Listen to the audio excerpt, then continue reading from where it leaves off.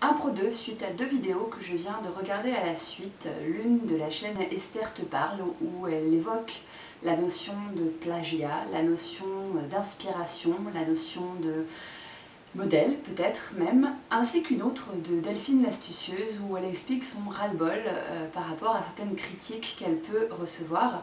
Et là j'emploie à dessein le mot critique dans le sens le plus négatif qu'il peut avoir, c'est-à-dire des gens qui jugent et qui n'apportent pas quelque chose de constructif.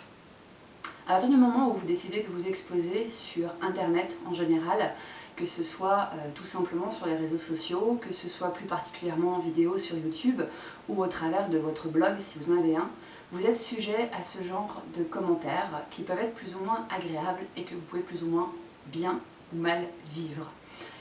Ça fait partie du jeu.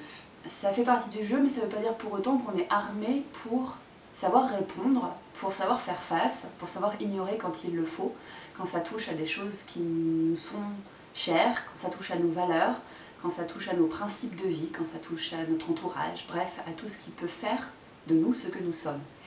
À toutes ces personnes-là qui à un moment ou à un autre se sont senties jugées, malmenées, et je m'inclus également dedans, même si pour l'instant j'ai beaucoup de chance, je voulais simplement vous dire, continuez à être vous.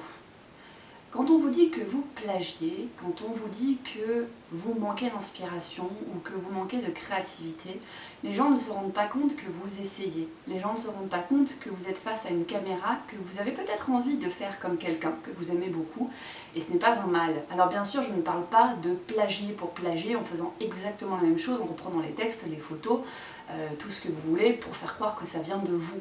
Je parle d'inspiration, je parle de j'ai aimé cette personne, j'aime ce qu'elle fait, donc j'ai envie d'apprendre à le faire aussi. C'est ce que j'appelle des modèles. Dans le sens positif, ce sont des personnes qui vous tirent vers le haut. Au-delà de ça, nous sommes... Alors là, je reprends pour le coup, attention, je vais plagier, je reprends les paroles d'une personne que je connais et qui m'a dit un jour, pendant une formation, que nous étions des diamants à de multiples facettes. Peut-être que cette phrase n'est pas d'elle, j'en sais rien et je m'en fous. Mais une chose est sûre, c'est que vous êtes multifacettes. Vous avez des tas de pans dans votre personnalité. Certains appellent ça des qualités ou des défauts, mais ce qui pourrait être un défaut chez l'un sera une qualité chez l'autre. Alors j'ai envie de vous dire, peu importe, soyez juste vous. Il y a des jours où ce sera plus facile que d'autres, mais être soi, être aligné, c'est ce qu'il y a de plus chouette dans la vie, c'est ce qu'il y a de plus agréable d'être en accord avec soi-même. Alors si vous avez envie d'essayer des trucs nouveaux, faites-le. Si vous avez envie de parler d'un sujet alors qu'il a déjà été abordé par quelqu'un d'autre, faites-le.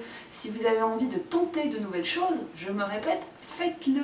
Soyez vous, même dans vos plus infectes imperfections, si les gens veulent appeler ça comme ça, même dans vos plus terribles défauts, si les gens veulent appeler ça comme ça, quoi que vous fassiez, il y aura toujours une personne quelque part sur Terre pour vous juger.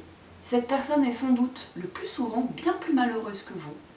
Donc, laissez couler, laissez passer et soyez vous.